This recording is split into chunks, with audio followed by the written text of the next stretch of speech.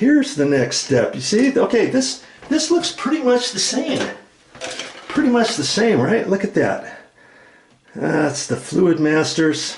See, here's the little nut right here. Here's the rubber washer. Here's a rubber washer, and it came with the nut on the end.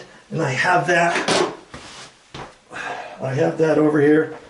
The brand new nut that came in with it. Okay, so now I have to push that up like that, and then I have to.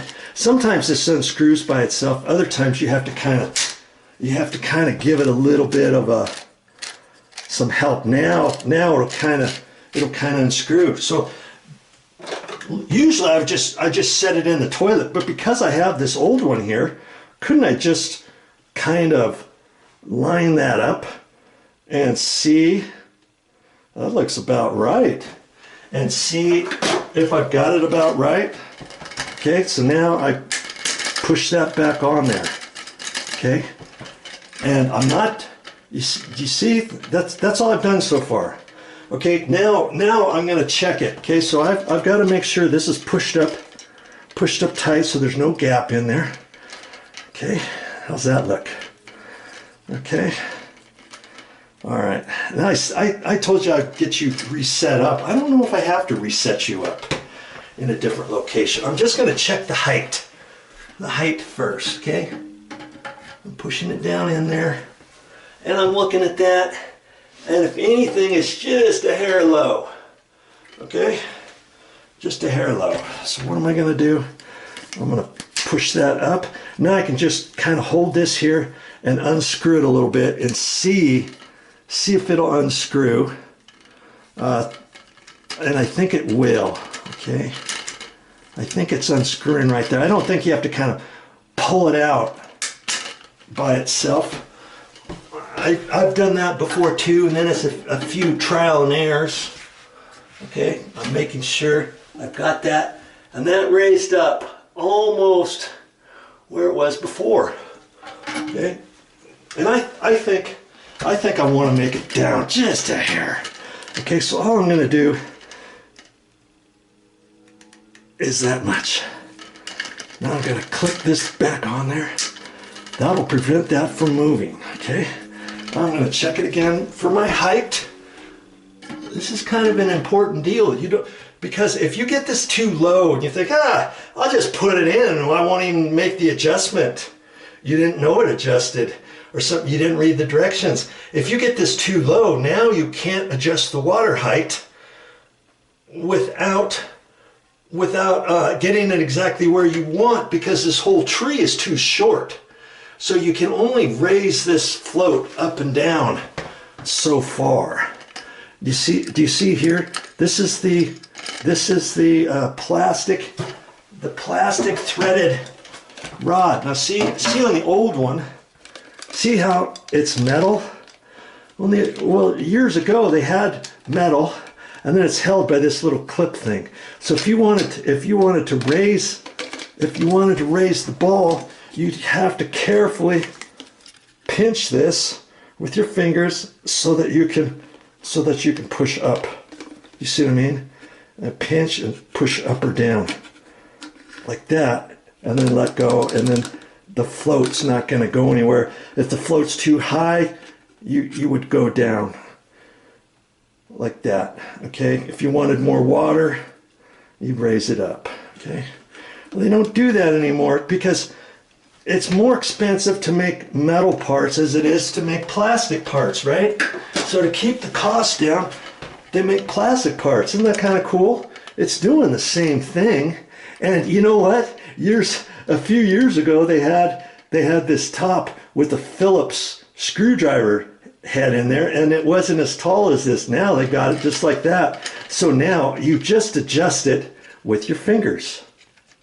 See, that's just unscrewing that. See there? The float is going down. See how much thread is left now? If I wanted it down at the very bottom, you see there? Okay, but it's okay. We can adjust this later, right? So that's raising this this float up and down off of here. And this head is designed that when this goes up so far, it shuts off. If it doesn't shut off, now to lower that float when it's supposed to be shut off right there, that's when you would unscrew this, and this float will go up or down. You see what I mean? I'm not even going to take that top off because we know we're not going to have to do that because we've already flushed that water out, didn't we? We did. And that's what I could have done. But I did when I was checking the top of that lid, remember? This is the old one. And after I pulled that off, I turned the water back on. I flushed out to see if there was anything in there. Everything looked clean. And so I know all the water is flushed out properly. And so when I install the new one, I shouldn't even have to take the top lid off. And nowadays, the funny thing is, this lid assembly is built differently on the inside. It doesn't have that washer and all that other kind of stuff in there. And so when I put this in, I'm not even going to take that off to try to flush it out or anything. Okay, so now I'm pushing that back in, making sure I've got it exactly where I want it. And that looks pretty good. And I should have,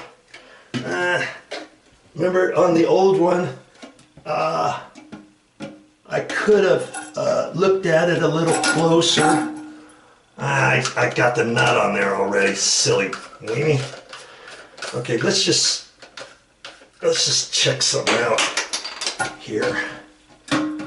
Before I took that out, I should have kind of looked at it to see see this little nib right there. Okay, that nib.